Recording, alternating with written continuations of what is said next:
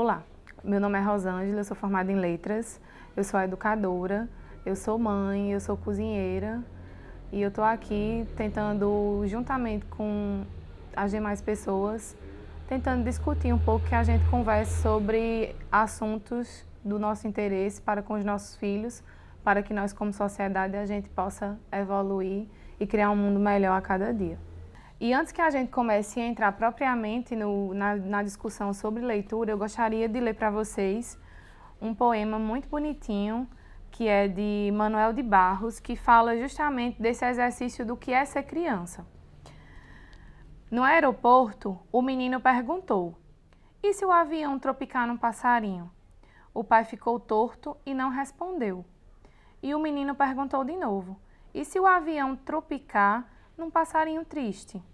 E a mãe teve ternuras e pensou: será que os absurdos não são as maiores virtudes da poesia? Será que os despropósitos não são mais carregados de poesia do que o bom senso? Ao sair do sufoco, o pai refletiu: com certeza, a liberdade e a poesia a gente aprende com as crianças e ficou sendo.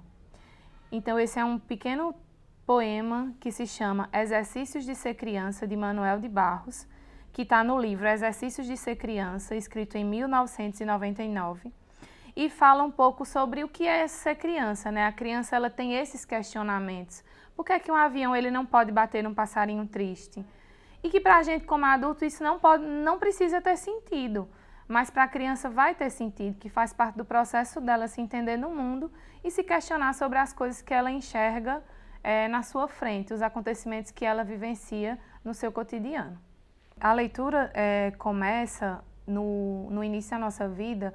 Antes da gente entrar na leitura propriamente dita, a leitura passa por esse universo de brincar. E o que é esse universo de brincar? Esse universo de brincar, ele permeia as brincadeiras que as crianças fazem, as histórias que são contadas para elas desde que elas são bebês e muitas vezes desde que elas estão no ventre de suas mães.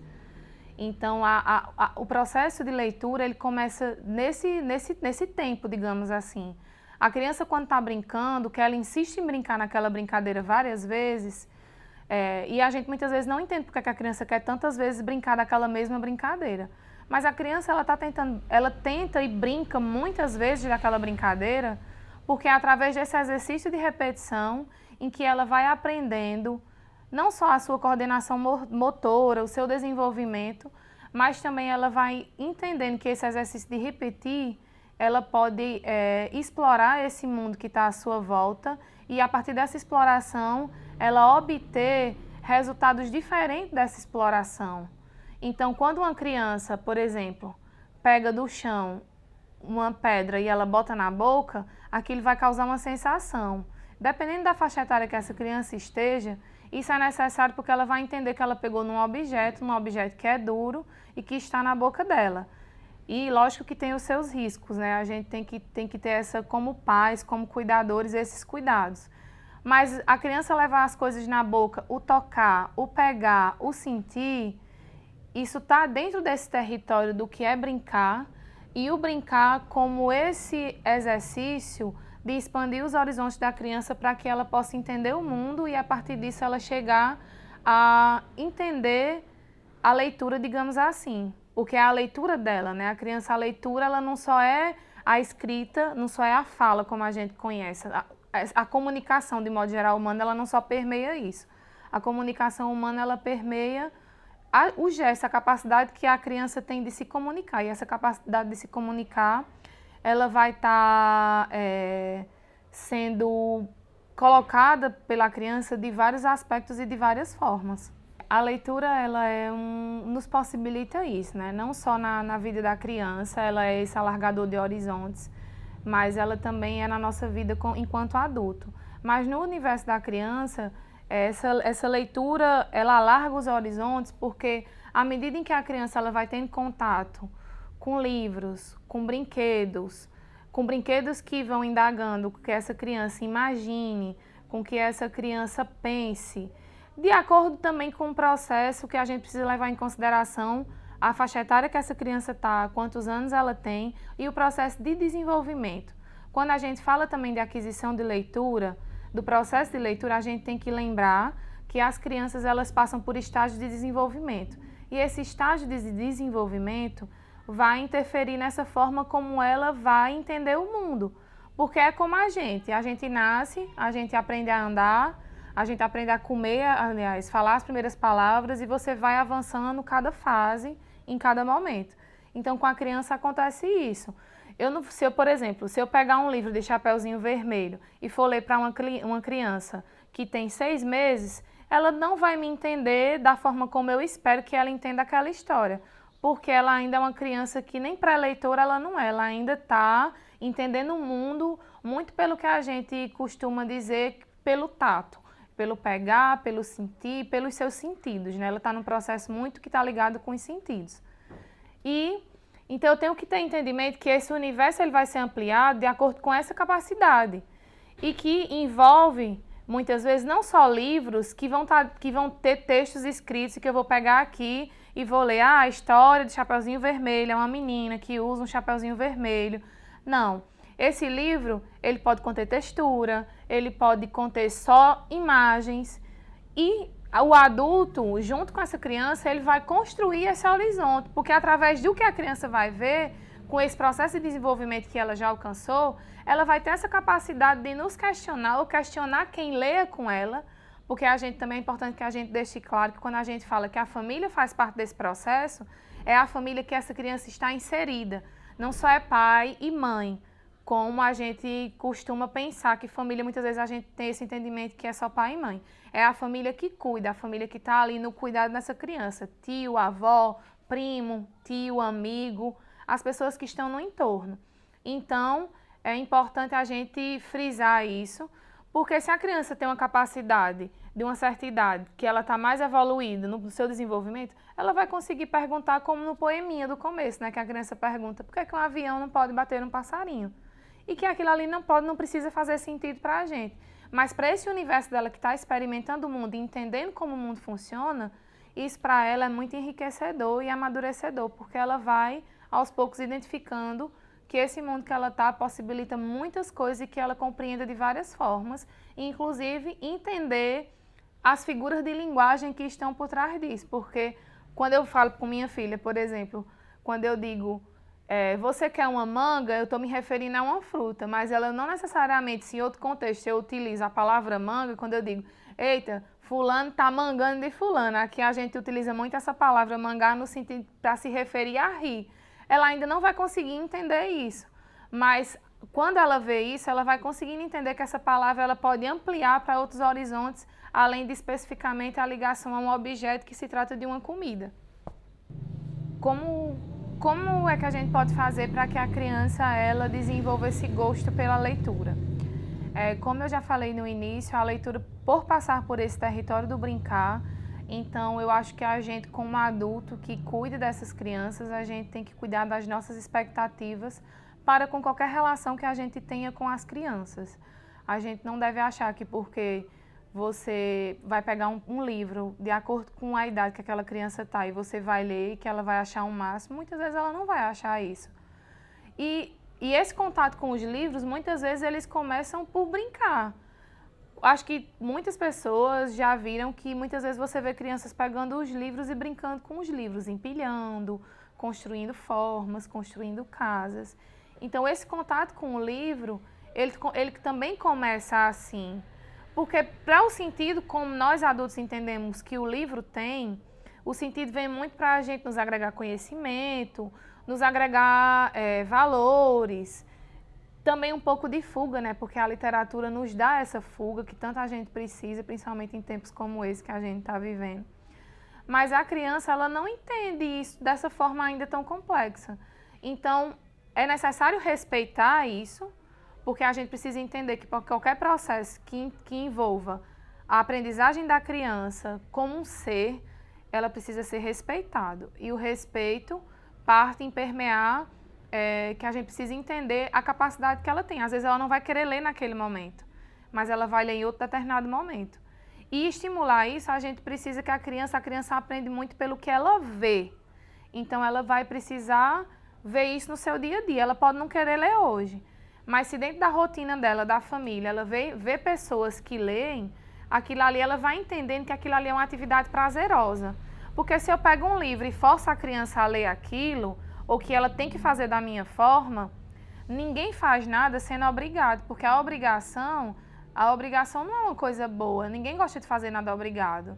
Então a criança, como está nesse processo também de experimentar o mundo, para experimentar a gente precisa ser respeitado como indivíduo e as nossas particularidades. Então a criança, a gente precisa respeitar o tempo dela. E esse tempo dela ter contato com os livros é respeitar essa sua necessidade. Às vezes você vai conseguir ler de boa uma história, às vezes você não vai ter sucesso. Às vezes você vai criar a maior expectativa de que a criança vai amar aquilo e ela não vai gostar. E ela vai gostar de bater com 2 colheres de pau, achar que está fazendo uma banda e cantando música e se divertir muito mais. Então, esse gosto pela leitura parte desse processo de respeito. A gente precisa respeitar as nossas crianças e entender que elas vão ler quando isso é uma atividade constante e frequente dentro das casas, dentro das famílias, de acordo com o tempo de cada um, lógico. Então, ela vai entender que isso é uma coisa prazerosa. E uma coisa que a gente também tem que ter bastante cuidado, nesse tempo que a gente está vivendo e com essa coisa da tecnologia, muitas vezes as crianças elas consomem muito mais televisão, muito mais telas, e não é que a tela ajude, a tela pode ajudar em algumas coisas, mas a tela, diferentemente do livro, a tela você está ali, você tem um desenho animado que já vem com a narrativa pronta, que a criança não trabalha na imaginação. E quando eu pego um livro e eu começo a descrever um cenário para aquela criança ela vai criando na cabeça dela o que é que está se passando naquela história. Então, se eu digo que tem uma galinha correndo atrás de uma raposa, na minha cabeça eu vou visualizar isso de uma forma, na cabeça da criança ela vai visualizar de outra. Assim como se você for perguntar para 10 pessoas diferentes, cada uma vai dizer como é que uma galinha corre atrás, como é que uma raposa corre atrás de uma galinha. Cada um vai visualizar isso de forma diferente. Então, é por isso que é importante essa leitura na primeira infância, porque a primeira infância é o que vai determinar se a criança ela for bem trabalhada com respeito, esse processo dela entender e dela gostar dos livros, então ela vai com certeza progredir para que ela se torne um adulto que vai gostar de ler. E ler por prazer e não por obrigação. E para a gente finalizar o que a gente vem discutindo, se a gente pensar quais são os benefícios que a leitura vai ter na primeira infância. Na primeira infância os benefícios são muitos, né? Porque muitas vezes a gente pode se questionar, por que é que eu vou ler para uma criança de 1 ano se essa criança mal fala, ela não vai entender. Mas a criança, ela entende. A comunicação, como eu já falei, ela não se especifica, ela não está restringida apenas à fala e à escrita. Se comunicar, a criança se comunica. Então, quando ela está se comunicando com a gente, então ela vai se comunicar através de gestos, através de muitas coisas. Então, os benefícios são muitos, que inclusive é desenvolver um vocabulário, a linguagem, a confiança, o vínculo com essas pessoas que estão lendo para essa criança e a possibilidade da criança conhecer mais sobre o mundo. Porque quando você está narrando uma história que conta fatos que não fazem parte especificamente do cotidiano daquela criança, ela vai entender, por exemplo, como é que se comportam as crianças em outros lugares. Por exemplo, se eu pego um livro que fala sobre racismo e falo de histórias que envolvam como é que a cultura africana, como é que as crianças brincam naquela cultura que não é diferente do espaço dela, aos poucos ela vai entender que em outras culturas as crianças fazem coisas parecidas com o que ela faz, mas também fazem coisas diferentes. E isso é a gente tratar de assuntos que essa criança vai ter contato na vida, né? Porque a criança, quando cresce, ela vai lidar com o diferente, com assuntos diferentes. Então, a gente precisa também trabalhar e fazer com que essa criança tenha acesso à pluralidade. Ler com a minha filha é uma coisa que, para mim, é muito prazerosa, porque em tempos como esse que a gente está vivendo, da gente ter que passar tanto tempo em casa, da gente ter que ficar recluso, né? Então, a leitura, ela vem para que a gente se desligue um pouco dessa realidade tão dura que a gente está vivendo, né?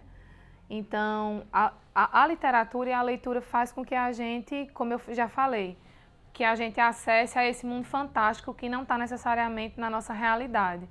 Imagina essa realidade fantástica e que faz com que a gente crie junto esse universo fantástico e que me remete também à minha infância, né? Quando eu leio com ela, quando a gente brinca junto, eu lembro muito da criança que eu fui e como isso me faz bem, porque eu lembro das minhas memórias de infância e isso é muito bom, porque a infância é o que permeia a nossa vida. E é isso. Como é o nome desse livro? Você toca? Você Troca. Quem escreveu esse livro foi Eva Furnari. Tu gosta dele? Você troca um gato contente por um pato com dente? Tu troca? Você troca um canguru de pijama por um urubu na cama? Você troca um coelho de chinelo por um joelho de cogumelo? Um joelho? Tu tem joelho de cogumelo? Você troca um leão sem dente por um dragão obediente? Tu só tá desmaiando, é? Você troca um ratinho de camisola? Ó, vamos aqui. Você troca um ratinho de camisola por um passarinho na gaiola? Você troca uma taturana molhada por uma banana descascada?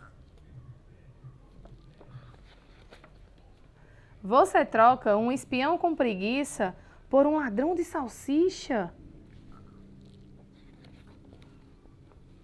Você troca um tutu de feijão por um tatu de calção? Tu já viu um tatu de calção? Hein? Tu já viu um tatu de calção? Não? Você troca um rato assustado por um gato amarrado? Tu já viu um rato assustado? Já? E o que foi que tu já viu? Já vi um rato. Um rato o quê? Um rato. Eu já vi um rato lá no quarto de papai. Lá no quarto de papai? Como é o nome do livro que nós vamos ler? Tem Ladrão de galinha. Beatriz Rodrigues. Beatriz Rodrigues. Esse livro não tem escrita, né? A gente conta a história, não é isso? Vamos contar junto. O que é que diz nessa primeira página? O que é que eles estão fazendo? Tô acordando. Estão acordando. E quem mora aqui nessa casa? O coelho, o urso e a galinha. Então acordando todo mundo. Todo mundo acordando. E o que é que tem de diferente aqui nesse bom dia aqui? Hein? O que é que tem de diferente aqui? O que é que está acontecendo? Quem é que está aqui atrás da moita?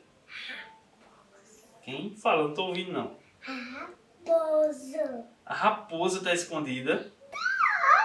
O que é que ela vai fazer? Ela vai pegar essa galinha. Ela vai pegar a galinha? Eita!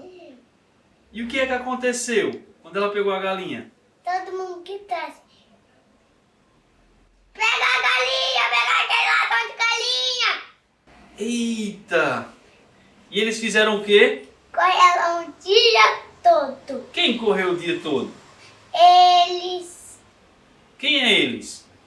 o urso, o coelho, essa daqui, o galo e a raposa. Correram pela floresta. Olha, 2 passarinhos. Eles correram muito. Correram. Olha o que é que tem aqui escondido. Tartaruga. Correram muito pela floresta o dia todo. Até que foi ficando o quê? De noite. Pai, olha, ele tá fazendo o quê? São 2 esquilos. Pai, Estão em acho cima da árvore. que ele tá fazendo cocô. Tu acha? Correram pela noite. Eles ainda estão correndo? Então, tô cansado. Estão o quê? Tô Tô cansado. Estão cansados? Olha o que aconteceu aqui, ó.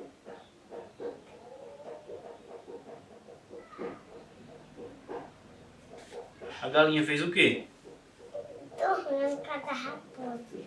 Dormiu no colo da raposa e ficou de noite mesmo, ó, a lua no céu. E eles dormiram aonde? Essa A raposa fez o quê com a galinha? segurou ela. Fez o quê? Segurou ela.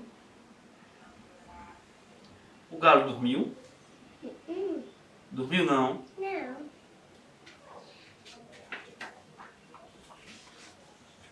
Amanheceu o dia e eles começaram a fazer o quê quando o dia acordou? Começaram a correr de novo. Eita! Pai, olha, quem tá aqui? O que é isso? Não sei. É um ratinho. Sim. E a raposa fez o quê com a galinha? Escalou a montanha. Escalou a montanha. E aconteceu o que depois? E depois os tentou agarrar eles, mas olha, O que foi isso? ele não conseguiu. Não conseguiu entrar no buraco, foi? Por que o urso não conseguiu entrar no buraco? Ele não foi. Ele ficou entalado. Ficou entalado. E a raposa foi pra onde? Foi aqui. Acendeu uma galinha para esquentar e a galinha ficou brincando de xadrez. Foram jogar xadrez dentro do buraco. Olha, depois eles tinham saído. Depois, E quem ensinou o lugar de entrar a raposa? não sei, Tu acha que foi quem? foi o ratinho. O ratinho. Ficou de noite de novo, foi. Foi. E o que é que aconteceu aí em cima da montanha? Conseguiu. Ficou frio. E eles fizeram o que para se esquentar? Eles acenderam aquilo. Fala alto, eu não ouvi não. E eles acenderam o fogueiro. E a raposa? A raposa dormiu no buraco. Ops. Aconteceu o que agora? Depois a raposa correu para o bar. Mas isso foi de noite ainda? Não. E cedo. Foi cedo. Foi no outro dia, foi? Foi. E os três que estavam correndo atrás da raposa? Eles teve de escorregar na montanha. Eita. Conta mais. Então eles pegaram o barco. Quem pegou o barco? A raposa e a galinha. E o outro ficou parecendo um barco. O coelho tá usando o urso como um barco, é? É, Eles estão aonde? É no rio ou é no mar? no mar. E olha o que tá acontecendo. Acho que as ondas vão pegar ele. Tu acha? Acho. Eita. Olha uma baleia. Vê. E aqui? Um monte de peixinho parecendo uma baleia. E agora? Ficou? Ficou azul. Ficou de noite, né? É, de novo. Eles, olha, chegados. Então, aposentou pra casa dela. E eles estão fazendo o que aqui? Estão olhando na janela. Estão olhando na janela da... Aqui é a casa de quem? Raposa. A casa da raposa. Eles entraram na casa da raposa. E aconteceu o quê? Não sei. A raposa estava fazendo o quê aqui? Tava tomando um cafezinho. Tomando um cafezinho. É, E aqui? Eles iriam fazer o quê com a raposa e a galinha? nossa. Eles estão com cara de quê? De quê? Ela, O galo tá com cara de quê? Olha o urso, ó, a cara do urso e do coelho. Eles estão com cara de bravo, né? e eles também. E a galinha fez o quê? A galinha deixou eles brigarem? Não, eles quitaram. E a galinha ficou junto da raposa. E foi, a galinha deu um abraço na raposa, né? E eles queriam ficar pra sempre aí. E era, a raposa e a galinha queriam ficar pra sempre. E aconteceu o que com o galo? Ele desmaiou. Desmaiou, foi. Foi. Eita! E o queijo riu. E o urso ficou desmaiado. E foi. Foi. E a galinha gritou aqui. Ela gritou, foi. Ela disse o quê? Não sei. Eu acho que ela disse que era pra parar de brigar, não foi? E depois, eles fizeram o quê? Todo mundo junto? Todo mundo junto tomou um cafezinho. Foram tomar um cafezinho E o junto. galo ainda bravo. O galo ainda tá bravo, é. E aqui? Eles iraram embora. Eles voltaram, foi? Foi. Olha o peixinho aqui. E a raposa ficou como? Ficou feliz. Ficou com a galinha. A raposa ficou com a galinha. E ficou com as outras galinhas. Eita! Terminou. Pronto, mamãe.